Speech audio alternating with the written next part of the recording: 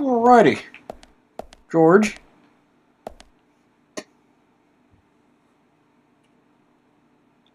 Sorry to keep you waiting, boys. Huh? Zack, Emily is already a goddess of the forest.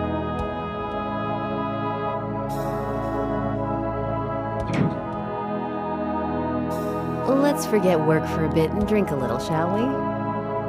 York?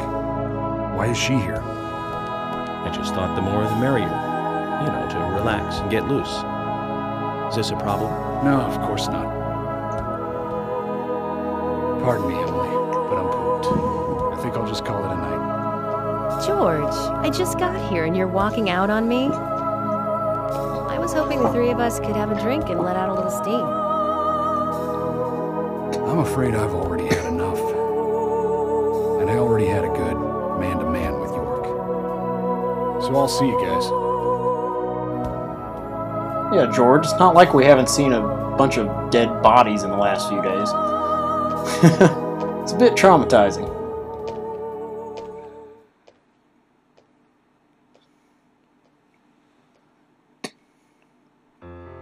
I think George likes you, but he's avoiding you all at the same time. How astute. There's a reason? Nothing worth going into. It's a thing of the past.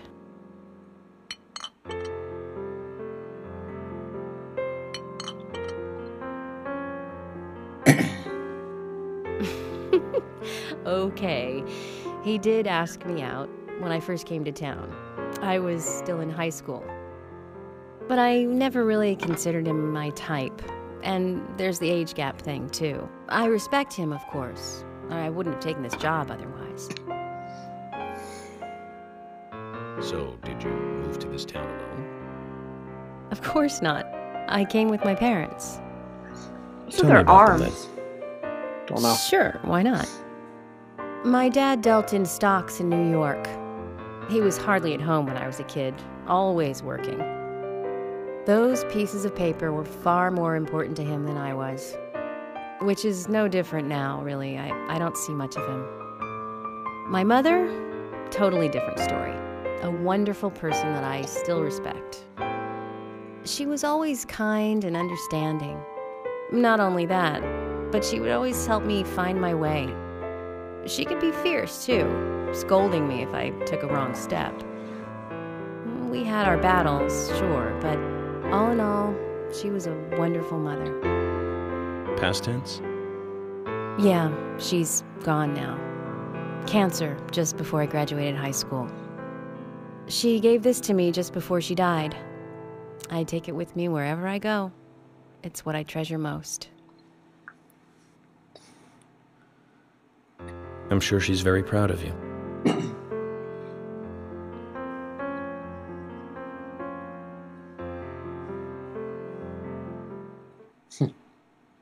I'm very particular about my mixed drinks. Shaken, not stirred. All right, James Bond. You know that's something you I had a would good say. time tonight. Good night. See you tomorrow. Oh, I thought he was going to break out the creepy smile. Yes.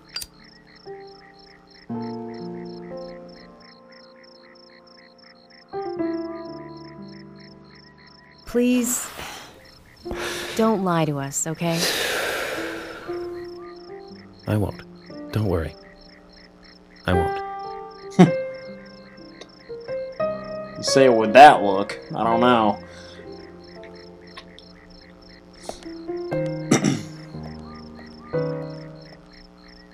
Alright. Looks like we got somewhere to go. Does not appear to be a time limit, so let's just get on with it. Back in a car again. Let's map out our route. Map. Alright, so if we go down this road... Okay, not far. Let's do it! I love the driving music.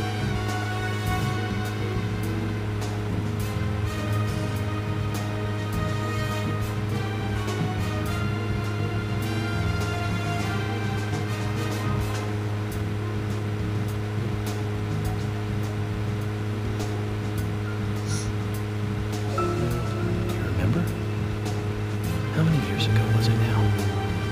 That multiple homicide of young girls in that college town in Illinois. All the victims were cut open from the throat to the crotch. Jeez.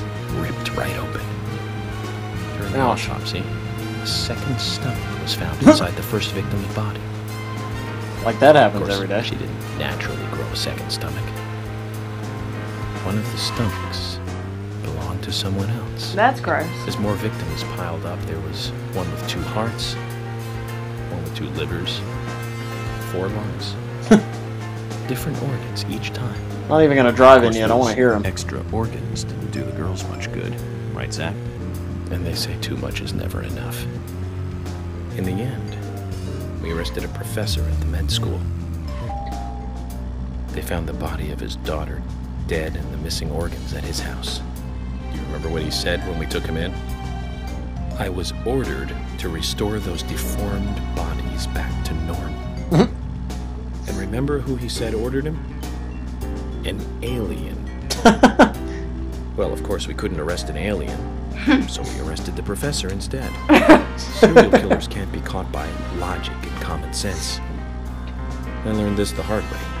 That first case taught me that. Since then, these cases just keep getting more and more complicated. It's a tough job. I thought getting experience while I was young would make the job easier. Alright. It's an interesting story.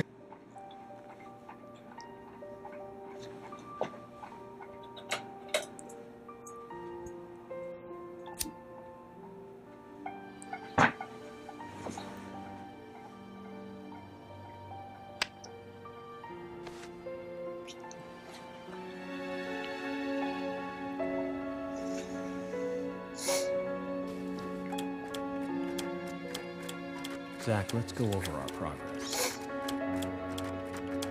From what Olivia told us, It's like we have an episode in the change. sketchbook we found at Becky's house, Nick and Diane became our primary suspects.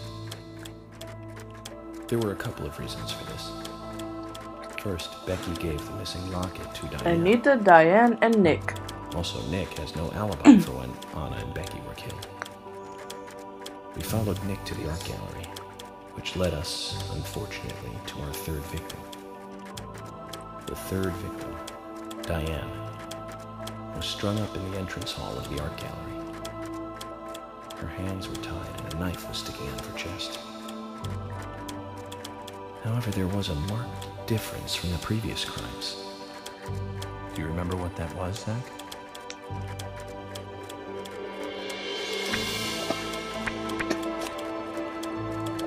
That's right. Diane was still alive. This suggests that very little time had passed since the crime was committed. Which means the criminal was still close by. There was someone near the scene. There are 2 possible Wonder who theories. it could be. Nick was knocked out in the entrance. Zach, That guy. I mean, that doesn't rule out that someone could have gone out the secret entrance. That's right. Casey. We followed Ruby, good dog, all the way down. Casey's statement came out as follows. He and Diane were in a physical relationship. That was why he visited the gallery. The two were in the middle of such a meeting when Nick showed up. Diane lost her cool and shut Kaysen up in the basement. Now, what did Kaysen hear when he was locked up?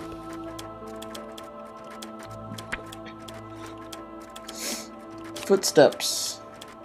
That's it. The sound of boots passing by. Nick was wearing boots that day.